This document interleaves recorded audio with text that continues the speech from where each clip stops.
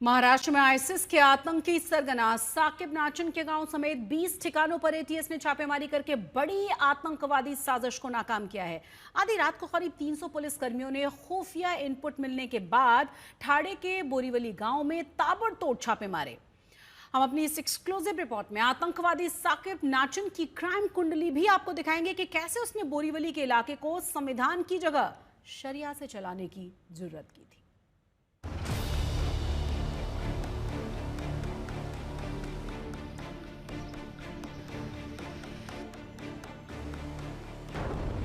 पहले 1993 बम धमाके,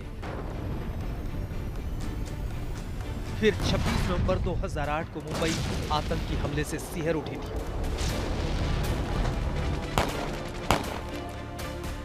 तभी से महाराष्ट्र में एटीएस बेहद सक्रिय है। वहीं 22 अप्रैल 2025 को पहलगाम आतंकी हमले में महाराष्ट्र के 6 सैलानियों की जान चली गई थी। उसके बाद से खुफिया एजेंसियां अलर्ट पर हैं। आज महाराष्ट्र के ठाणे जिले के एक छोटे से गांव बोरीवली में बड़ी आतंकी साजिश का खुलासा हुआ। ठाणे ग्रामीण पुलिस और एटीएस ने एक साझा तलाशी अभियान चलाया, जिसके तहत देश विरोधी गतिविधियों में शामिल होने के शक में कई लोगों को हिरासत में भी लिया गया। इस कार्रवाई के केंद्र में रहा मोस्ट वांटेड आईएस आतंकी साकिब अब्दुल हामिद नाचन। कट्टरता की सारी हदें पार कर चुका साकिब नाचन ने सिर्फ बोरीवली गांव को अपनी जहरीली सोच का अड्डा ही नहीं बनाया था, बल्कि पूरे इलाके को आजाद इलाका घोषित कर दिया था। वो चाहता था जहां संविधान का नहीं बल्कि शरिया का राज चले। मेरे पीछे जो आप घर देख रहे हैं, ये टेरर मास्टरमाइंड साकिब नाचन का घर है, बोरीवली गांव पड़गा में, जो कि ठाणे जिले में है, महाराष्ट्र में। इस गांव को आप देख सकते हैं, ये बोर्ड यहाँ पर लगा हुआ है और ये अटैचमेंट नोटिस है नेशनल इन्वेस्टिगेशन एजेंसी की तरफ से। दिसंबर 2023 में नेशनल इन्वेस्टिगेशन एजेंसी ने यहाँ पर रेड की, जब उन्हें इंफॉर्मेशन मिली कि इस पूरे गांव को, बोरीवली गांव को एक लिबरेटेड जोन घोषित कर दिया है साकिब नाचन ने, और इसे अल शाम घोषित कर दिया है।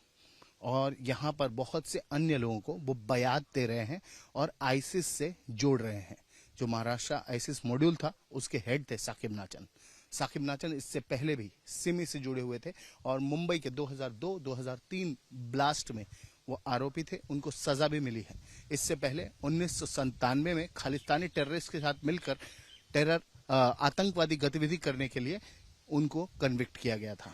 2002 और 2003 के बॉम्ब ब्लास्ट केसेस में उन्हें 2017 तक सजा हुई। 2017 में जब वो जेल से छूटे, उसके बाद वो आईसिस से जुड़ गए और आईसिस के तहत उन्होंने इस पूरे गांव को अल-शाम घोषित कर दिया।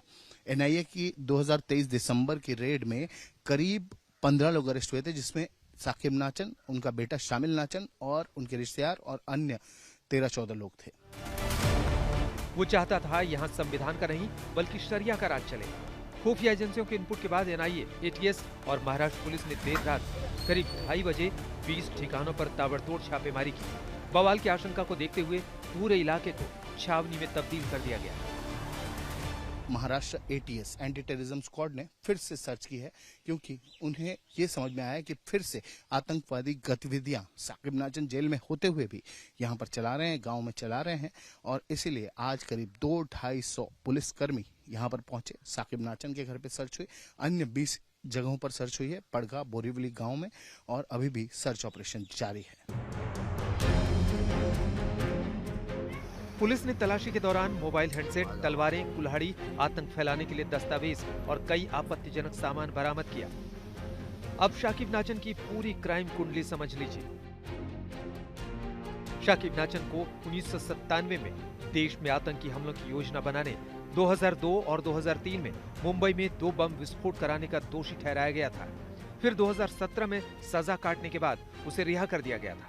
पहले साकिब नाचन प्रतिबंधित संगठन सिमी का सक्रिय सदस्य था। फिर 2017 में रिहा होने के बाद वो आईएसआईएस में शामिल हुआ और महाराष्ट्र आईएसआईएस मॉड्यूल का सरगना भी रहा। उसके बाद साकिब और उसके बेटे शमील के साथ 14 लोगों को दिसंबर 2023 में एनआईए ने गिरफ्तार किया था। दिसंबर 2023 में साकिब नाचन के घर और बोरीवली गांव में 14 आरोपियों के ठिकाने से एनआईए की छापेमारी के दौरान भारी मात्रा में हथियार और कैश बरामद हुआ था। ठाणे का ये बोरीवली गांव पिछले कुछ समय से आतंक का नया गढ़ बनता जा रहा है। लेकिन गनीमत रही कि एटीएस, एनआईए और महाराष्ट्र पुलिस की सतर्कता ने आतंकियों की बड़ी साजिश नाकाम कर दी। दिव्येश सिंह के साथ मिथिलेश गुप्ता, ठाणे आज तक।